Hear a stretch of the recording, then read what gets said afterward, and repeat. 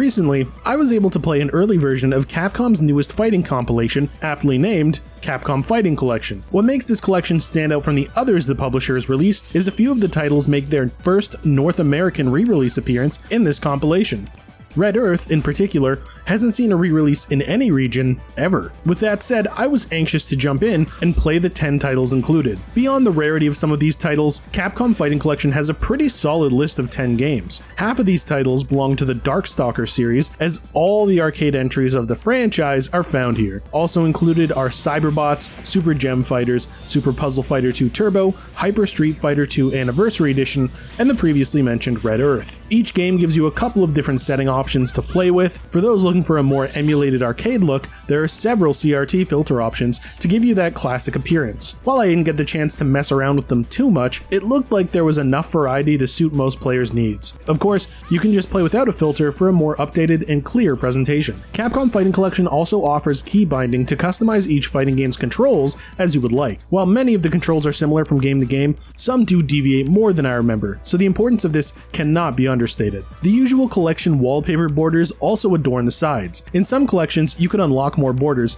but I'm honestly not sure yet what all can be obtained in Capcom Fighting Collection. There's a museum section that appears to contain promotional and conceptual art, but the short time I had with the various games did seem to unlock a bit more as I progressed, though it's hard to be sure as there is a lot of artwork available from the start. The same can be said for a list of music also contained in the museum. A lot of these tracks are stellar, so I can certainly see them getting tons of play by fans. What is a clear marker of achievement is the fighting badges you get when you accomplish certain tasks. It looks as though these achievements can provide a lot of replay value in the final version of the game, but it's unclear if they unlock any additional content or are there simply for completionists and bragging rights. The actual gameplay is a blast and instantly transported me back to the late 90s. Performance-wise, everything felt responsive and just how I remembered it to be in the arcade. The only issue I really experienced was a saving error that came up about 25% of the time when I exited out of a game, but it didn't seem to actually affect any progress or achievements I made. Still, anytime you see a save error, it is a bit anxiety-inducing. That being said, this is an earlier version of the game and it will most likely not be an issue in the final build. Obviously, online play and other modes are ones I can't speak to at this point, but they're things to consider as well. Here's hoping that when Capcom Fighting Collection comes out, it does justice to some nearly neglected titles. With the bit of time I've had with it so far, it looks like it's a positive path to get there. The Capcom Fighting Collection releases on June 24th for PS4, Xbox One, Nintendo Switch, and PC. Thanks for watching. Please be sure to check out the full preview at noisypixel.net. Noisy Pixel is run by a group of gamers who work hard to deliver news, reviews, previews, and more. Please subscribe to keep up with all our future content.